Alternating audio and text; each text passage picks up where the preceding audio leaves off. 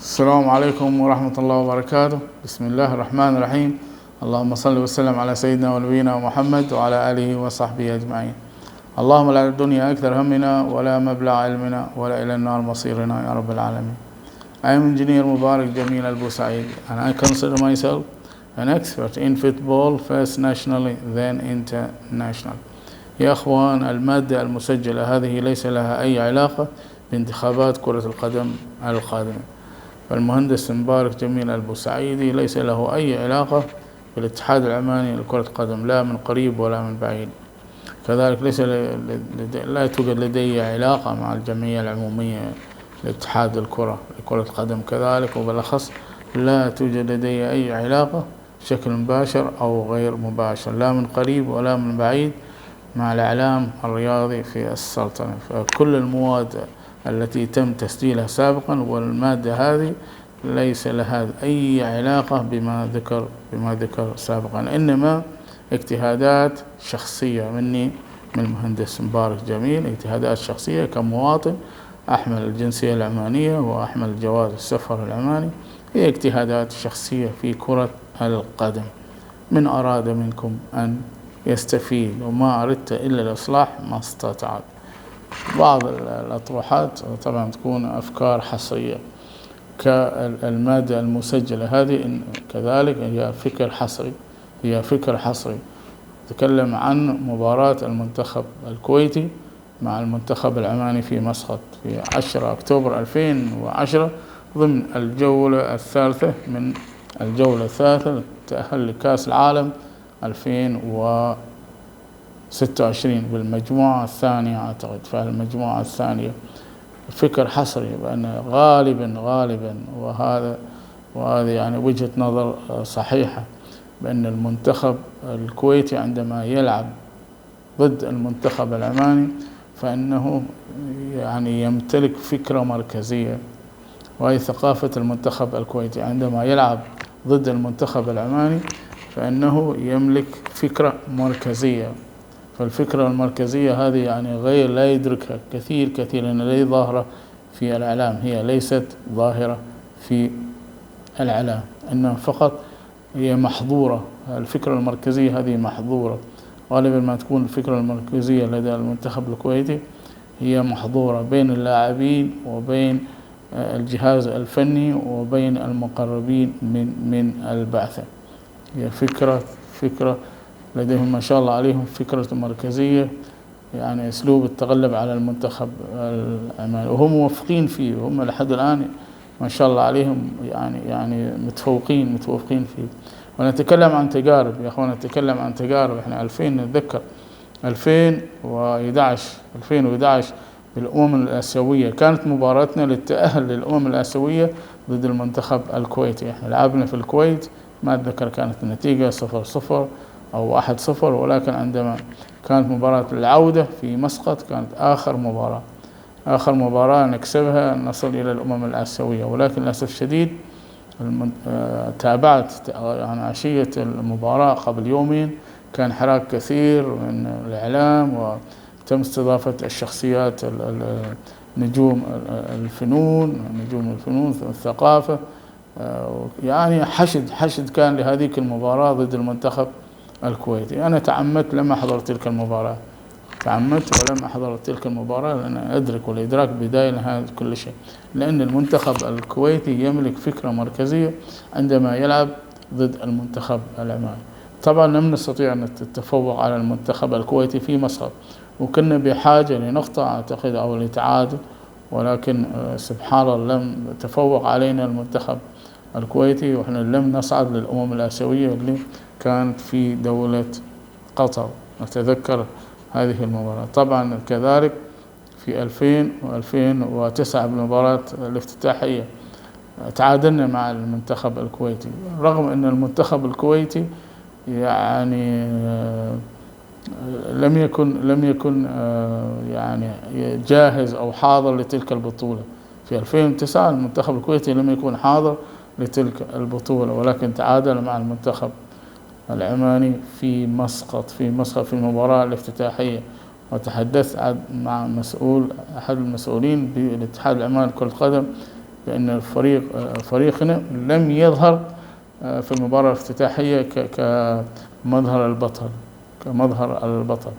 لذلك يا أخوان هذا فكر حصري أن المنتخب تكلم عن بعثة المنتخب الكويتي يملكون فكرة مركزية عندما يلعب ضد المنتخب العماني. وأتذكر كان لنا مباراة ودية مع المنتخب الكويتي في مسقط، وكان المنتخب الكويتي يعني في أسوأ حالاته، وتقدمنا بهدفين وسبحان عاد المنتخب الكويتي وتعادل معنا بهدفين. وأعتقد صارت بعض المناوشات يعني التماسك بالأيدي، وكانت المباراة يعني فيها خشونة. أتذكر كذلك نتذكر في كأس الخليج السابع أن المنتخب الكويتي أتى بالصف الثاني في مسقط. المنتخب الكويتي أتى بالصف الثاني في مسقط، وأعتقد تعادلنا مع المنتخب الكويتي في كأس الخليج السابع. أنا أتذكر في 2001 المنتخب الكويتي عسكر في مسقط. في 2001. ولحسن حظ أحد الشخصيات الرياضية كان معي في دورة في كلية قيادة الأركان، ودعاني أن ألتقي. كانت له مباراة ودية مع المنتخب الأيسلندي أعتقد هنا في مسقط.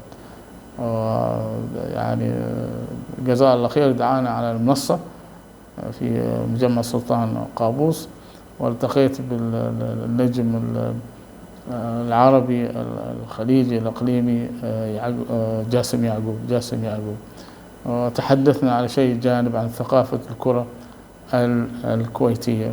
طبعا أعيد وكرر أن المنتخب الكويتي يملك فكرة مركزية عندما يلعب مع المنتخب العماني. هي ليست فنية، هي أكبر بكثير من فنية، ومحظورة. طبعا هذه الفكرة المركزية محظورة، يعني لا يدركها أحد، هي محظورة وسرية للغاية بين اللاعبين والجهاز الفني والمقربين من البعثة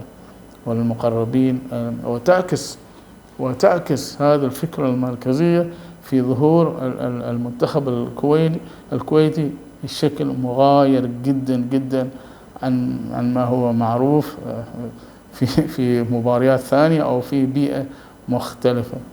هذا أكرر، وهذا فكر حصري، أن المنتخب الكويتي يعني يملك فكرة مركزية عندما يلعب مع المنتخب العماني.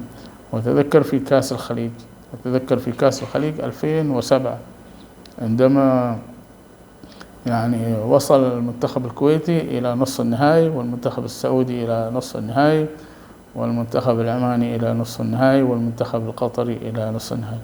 وكان لحديث جانبي في بهو فندق حياة الجنسي مع الكابتن فيصل الدخيل وكابتن سعد الحوطي ومدير المنتخب الكويتي.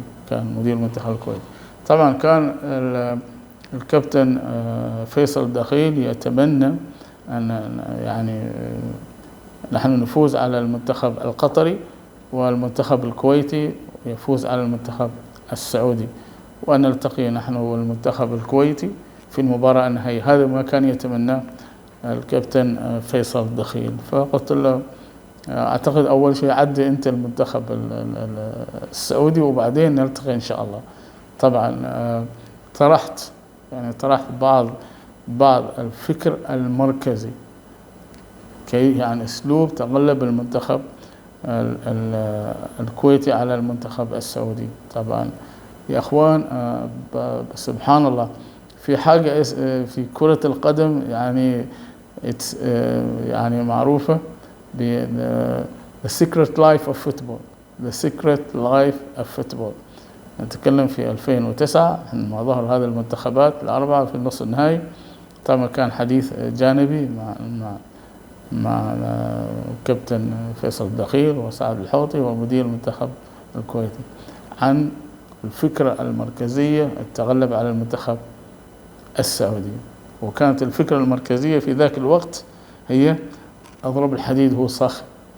الفكرة المركزية للمنتخب الكويتي أن يضرب الحديد وهو ساخن. كان مباراتهم نص النهائي مع المنتخب السعودي. طبعا احنا نتذكر اضرب الحديد وهو ساخن، يعني في حاجة يا اخوان في كرة القدم معروفة The Secret Life of Football. The Secret Life of Football. هذا الكتاب أنا أخذته من ما شاء الله أكثر من 20 سنة الآن، عندي يمكن 20 سنة. يعني أمور ليست فنية، أمور أكثر من الإدارية، يعني أمور غير مطروحة في الإعلام. يعني من الجوانب الموجودة هنا، المواد اللي موجودة هي يعني نتذكر أن الكرة الإيطالية كانت متفوقة على الكرة الأوروبية كامل، فكان من الطرح هنا يعني يبحثوا عن وقف الكرة الإيطالية، يعني ما موجود في الإعلام. يعني يبحث عن كيف الكرة الإيطالية تفوقت. إذن إحنا علينا أن يعني نفكر بوقف الكرة الإيطالية. وتكلم ثورة الكرة الفرنسية، يعني غير موجود في الإعلام، غير موجود في الإعلام، غير موجود. لماذا سمي the secret life of football؟ the secret life of football. فلكل مباراة هناك فكرة مركزية، وهذه الفكرة المركزية محظورة جدا جدا جدا جدا محظورة، وهي تختلف من مباراة لأخرى، وتختلف من بيئة لأخرى، وتختلف من بطولة لأخرى. أنا أتذكر مثل يعني المنتخب الأرجنتيني لما أتى إلى السعودية هو كان يملك فكرة مركزية للفوز بكأس العالم، وفرض هذه الفكرة المركزية على الجميع. يعني عندما كان الأرجنتين يعني بالأهازيج والرقص في سوق واقف، هذا كان جزء من الفكرة المركزية للفوز بكأس العالم. وحضور الأرجنتين بشكل كبير وثقافتهم والمشاوي وأمور زي هذه كان هي جزء من الفكرة المركزية للفوز بكأس العالم. نحن نتذكر أن لما أتى المنتخب القطري إلى أبو ظبي كان يملك فكرة مركزية مع المدرب الإسباني سانسيش أعتقد، وفاز بكأس الأمم الآسيوية. ولكن بعد عندما نظم كأس العالم في قطر لم يكن للمنتخب القطري فكرة مركزية، لذلك هو حصل على هدف واحد. يعني لم يشتغل على الفكرة المركزية، إنما اشتغل عليها في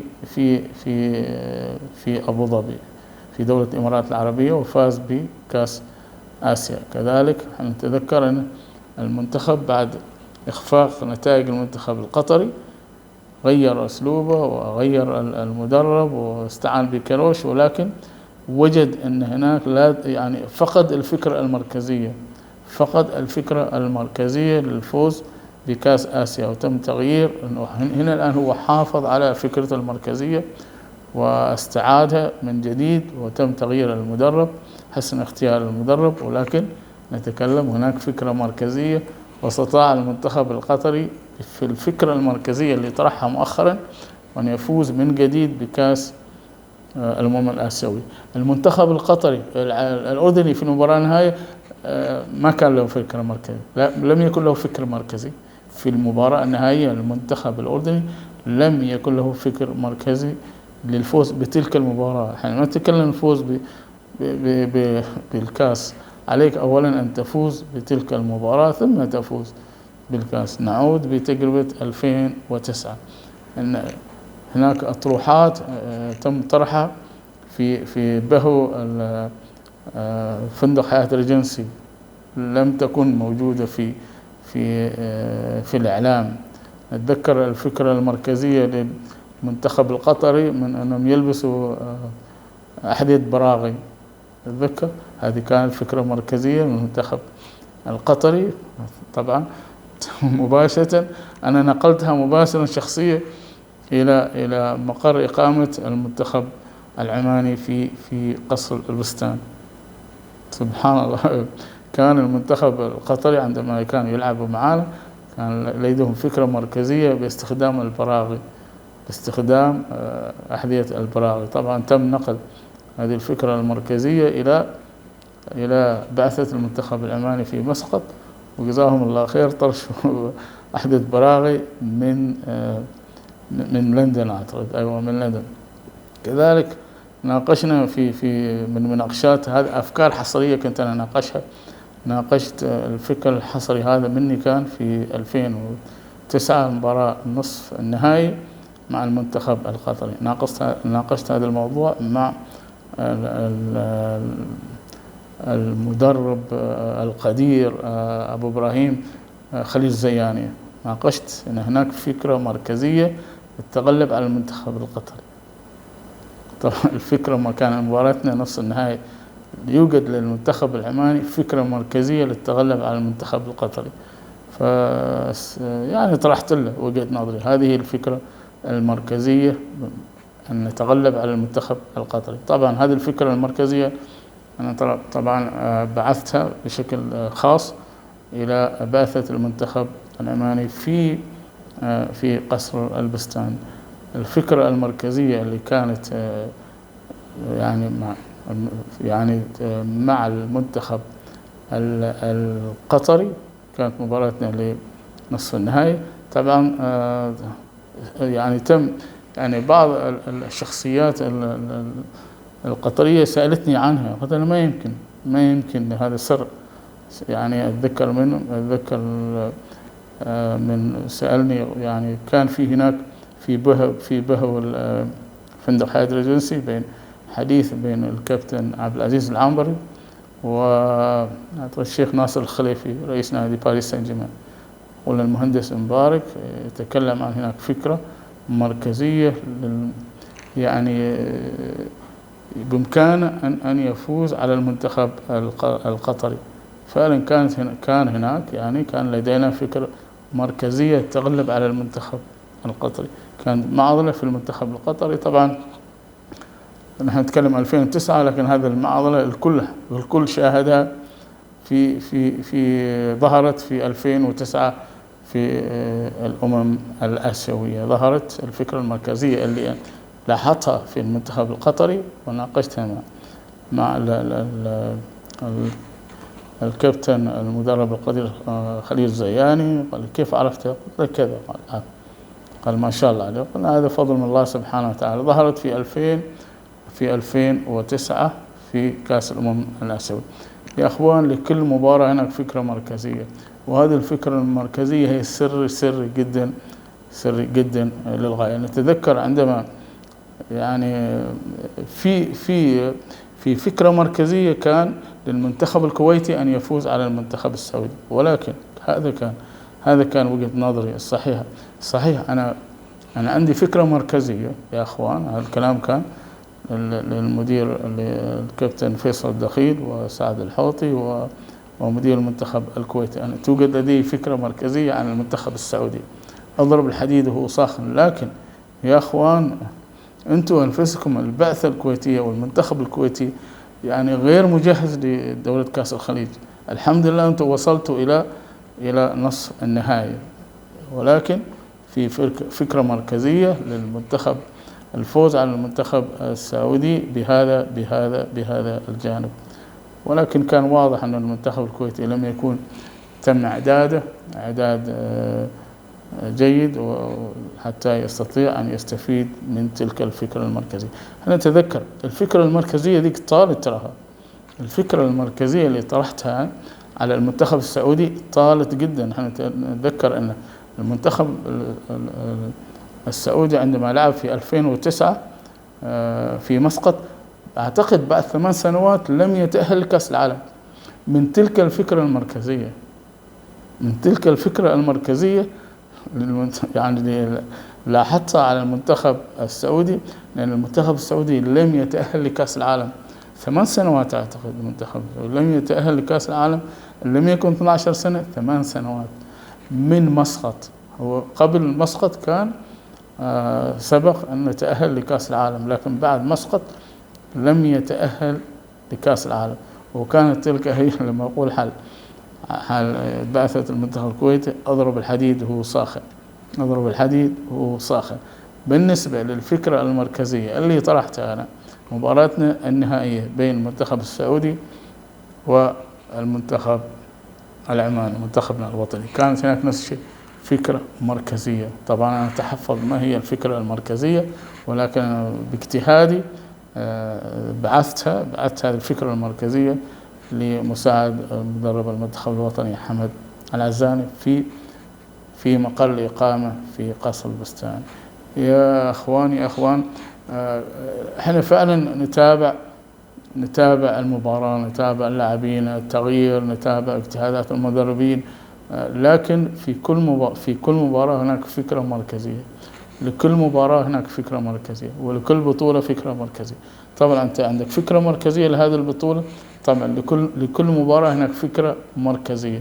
هذه الفكرة المركزية طبعا أنت تسحبها من الفكرة المركزية الأساسية، اللي هي في بعض الأفكار المركزية برايمري، في بعضها سكندري، في بعضها يعني سكندري، في بعضها برايمري. بالنسبة للمنتخب الكويتي يملك برايمري يعني فكرة مركزية أساسية للتغلب على المنتخب العماني، وعلينا أن نتعرف على هذه الفكرة المركزية اللي يملكها المنتخب الكويتي عندما يلعب مع المنتخب العماني، وخاصة في مسقط، وخاصة في مسقط. طبعا نسمع كثير الإعلام والجرائد واللقاءات والمؤتمر الصحفي، طبعا جانب قليل جدا بإمكانك أن تأخذ من المؤتمر الصحفي. كذلك المؤتمر الصحفي مفيد جدا المؤتمر الصحفي من اللاعب، طبعا يعني تركيزك على اللاعب والمفردات اللي يستخدمها اللاعب، كذلك وكذلك المفردات اللي يستخدمها المدير الفني، والتنسيق بين اللاعب وبين المدرب، إذا كان هناك انسجام، وإذا كان هناك نفس العبارة، إذا كان هناك نفس التوجه. وأنت لا تتقدم عقليا بما تسمعه من المدرب أو من اللاعب، ولكنه بما تظنه أو ما سمعته أثناء المؤتمر الصحفي قبل المباراة. ستجد أن المؤتمر الصحفي قبل المباراة يختلف بكثير عن بعد المباراة. كذلك ممكن تأخذ أنت من المؤتمر الصحفي. هذا فيما يخص الجانب الفني، استعداد الجانب الفني والبدني للمباراة. لكن دائما تكون البعثة المثقفة اللي بتعمل يسموه very low level، غير مدروك، يعني ما تعرف. ولكن أنا أتكلم تركيزي هنا عن طبعا المنتخب الكوري كان له فكرة مركزية. لما أتى إلى مسقط المنتخب الكوري كان له فكرة مركزية. المنتخب الكوري عندما يعني فكرته المركزية عندما لعب قبل ما يلعب مع المنتخب الفلسطيني مختلفة في فكرة المركزية. عندما لعب مع المنتخب العماني مختلفة تماما الفكرة المركزية اللي لعب فيها المنتخب الكوري في 2004 هي مختلفة عن 2024. وهذا فكر حصري يا أخوان، هذا فكر حصري.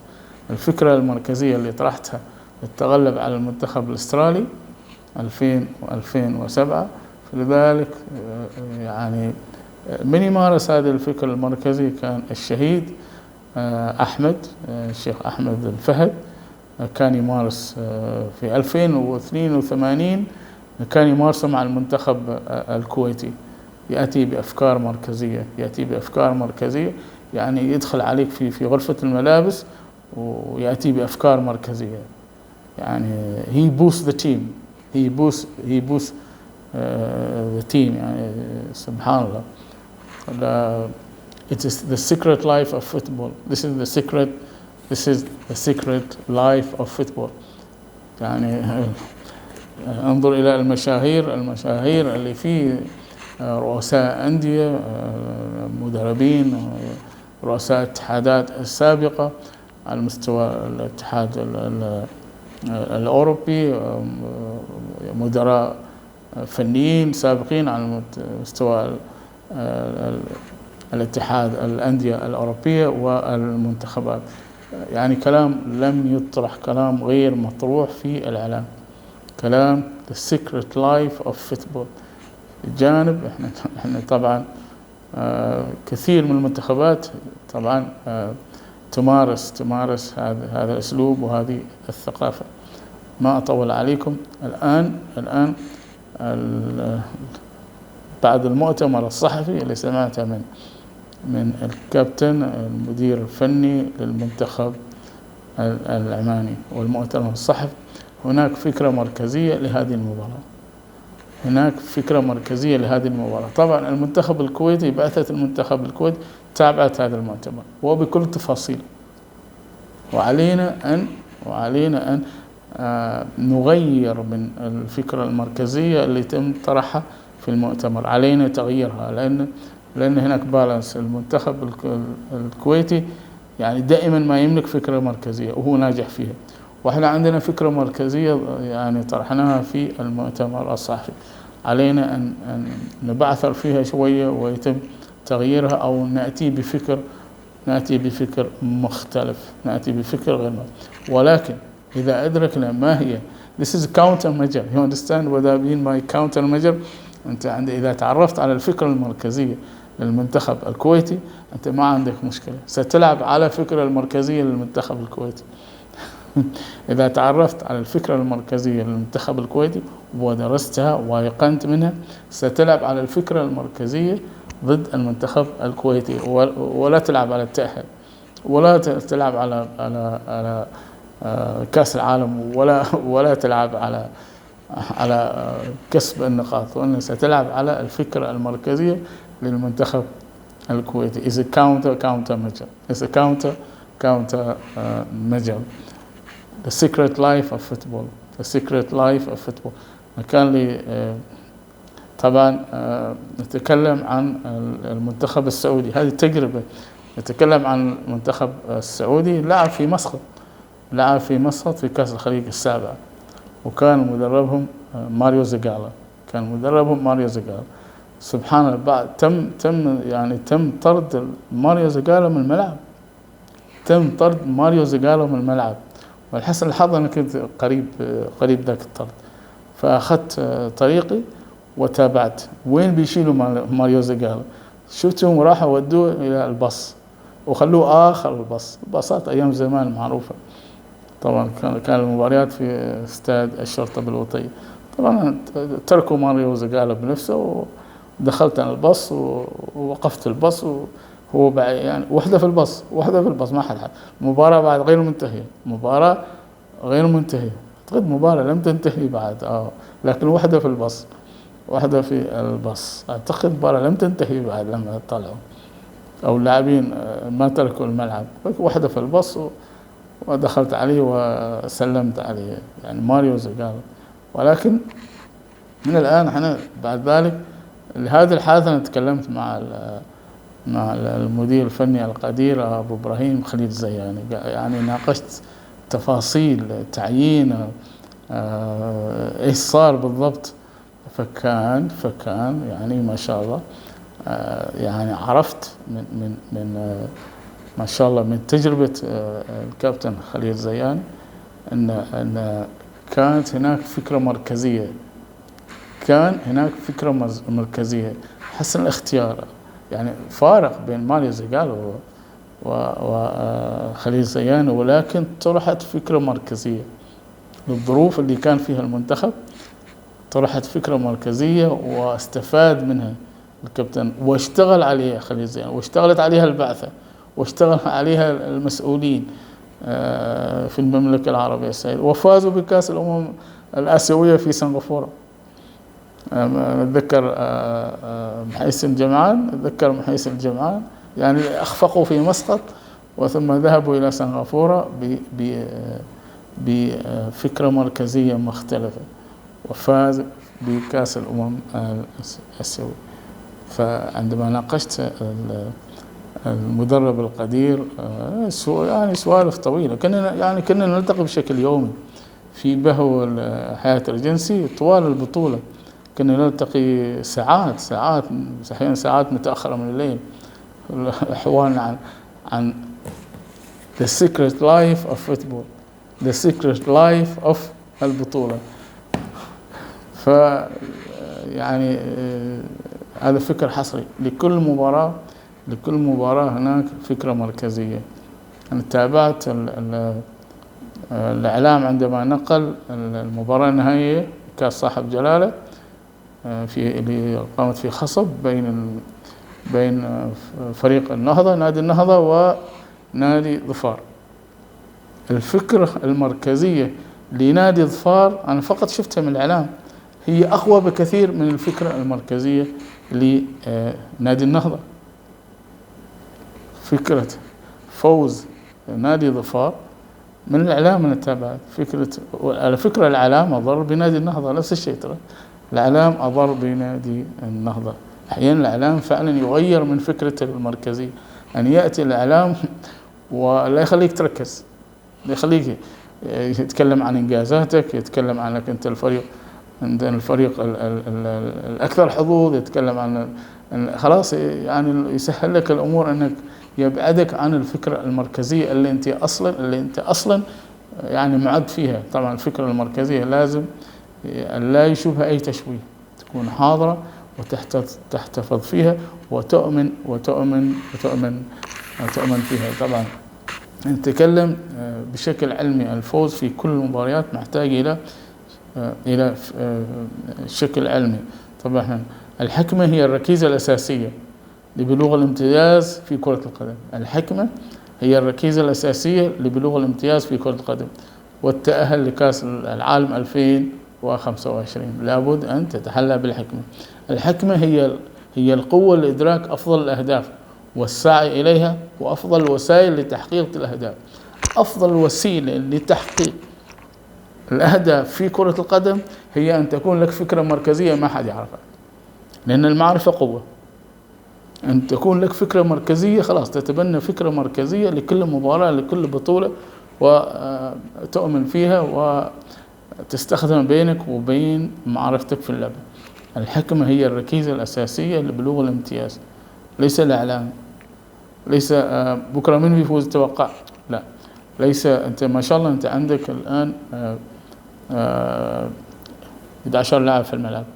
أعتقد التغيير ممكن تغير خمسة لاعبين الآن، بإمكانك أن تغير 5 لاعبين أعتقد. طبعا أنت عندك الحكمة هي الركيزة الأساسية لبلوغ الامتياز في كرة القدم والتأهل لكأس العالم. نتكلم عن طبعا ظروفنا الآن في كأس العالم، تأهل بإذن الله لكأس العالم. الحكمة هي القدرة، هي القوة لإدراك أفضل الأهداف، السعي إليها، وأفضل الوسائل لتحقيق تلك الأهداف. وهم هي أن يكون عندك فكرة مركزية لكل مباراة، فكرة مركزية كاملة لهذا المشوار، ويكون عندك فكرة مركزية لكل مباراة.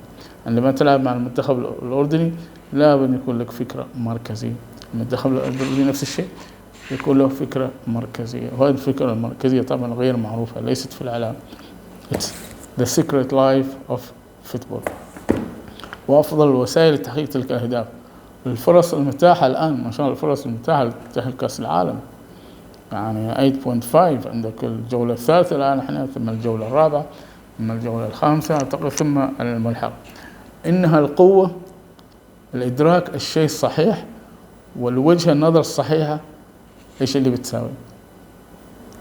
إنها القوة في إدراك الشيء الصحيح والوجهة النظر الصحيحة لهذه المباراة القادمة مع المنتخب الكويتي، ثم بعد ذلك نفكر مع المنتخب الأردني.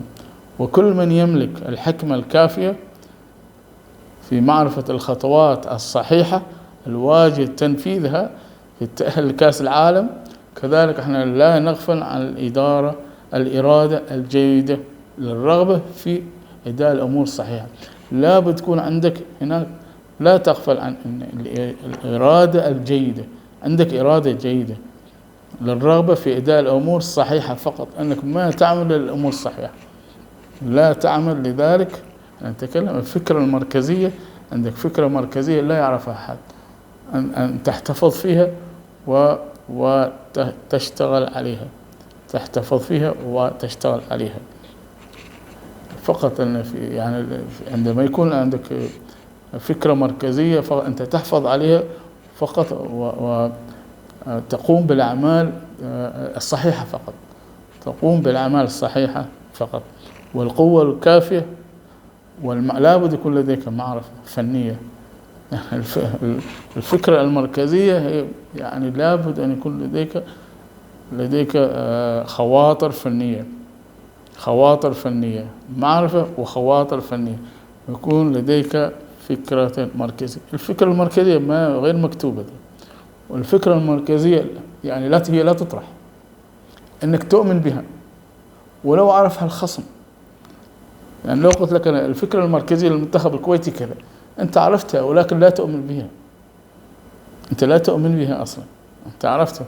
أقول لك الفكرة المركزية اللي يلعب فيها المنتخب الكويتي مع المنتخب العماني كذا، ولكن أنت لا تؤمن، أنت سمعتها ولكن لا تؤمن بها، لا تؤمن، لأنك لا اشتغلت عليها ولا عرفتها ولا اجتهدت فيها، وتلعب مباراة ستجد أن المنتخب الكويتي تفوق عليك، مع العلم أنك تعرف أن تدرك، يعني عرفت خلاص ما هي الفكرة المركزية، عليك أن تشتغل عليها نفس الشيء. لابد تملك القوة الكافية والمعرفة. المعرفة قوة، التفكير والعمل الصحيح، لابد يكون عملك صحيح بإذن الله تعالى، وستصل إلى كأس العالم. وهذا طبعا الفكر الحصر يطرح ليس مختصرا على المنتخب العماني أو المنتخب الكويتي، إنما على كافة منتخبات الأمم الآسيوية. لابد هناك لكل مباراة فكرة مركزية، وللبطولة نفسها، للبطولة والتأهل لكأس العالم فكرة مركزية. سبحان الله سبحان الله. اللهم ما أردت إلا الإصلاح مما استطعت. تسجيل هذا والمواد اللي أسجل لمن أراد منكم أن يستفيد، لمن أراد منكم أن يستفيد، ولمن أراد لا يستفيد طبعا سبحان الله. هذا يعني هذه اجتهادات من المهندس مبارك بكل تواضع، هذه اجتهادات من المهندس مبارك جميل بوسعيد. المنتخب الكويتي يملك فكرة مركزية عندما يلعب مع المنتخب العماني في مسقط. والآن المنتخب العماني طبعا في المؤتمر الصحفي ظهر أن هناك فكرة مركزية، وعليه أن يبعثر في هذه الفكرة المركزية الذي طرحها في المؤتمر. هي لظروف أنت لازم تطرحها، هي لظروف لازم تطرحها. أنا ما أقول ليس كامل الفكرة المركزية، لكن ملامح الفكرة المركزية والبرايمري تاسك. The primary task you said it to everybody. طبعا البعثة الكويتية والمسؤولين يتابعوا كل التفاصيل، كانوا يتابعوا كل تفاصيل المؤتمر الصحفي. It's all now one. المنتخب الوطني العماني عنده فكرة مركزية كانت ملامحها واضحة من المؤتمر الصحفي. أما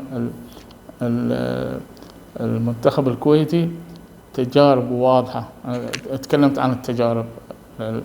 المنتخب الكويتي يملك فكرة مركزية عندما يلعب مع المنتخب العماني، عندما يلعب مع المنتخب العماني.